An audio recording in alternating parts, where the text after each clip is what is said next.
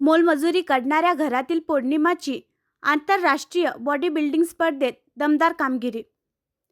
बुलढाण्यात पौर्णिमा सोनोने हिने नुकत्याच मुंबई येथे पार पडलेल्या आंतरराष्ट्रीय महिला बॉडी बिल्डिंग स्पर्धेत चौथा क्रमांक पटकावून राज्याच्या शिरपेचात मानाचा तुरा रोवलाय.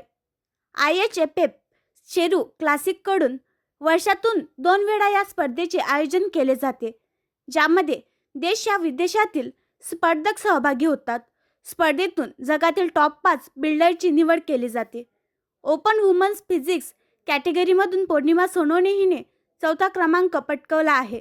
खरं तर बॉडी बिल्डिंग हा पुरुषांचा खेळ समजला जातो आणि त्यातही बुलढाण्यासारख्या शहरामध्ये पाहिजे त्या सुविधा नसल्याने मुली या खेळाकडे वळताना दिसत नाहीत.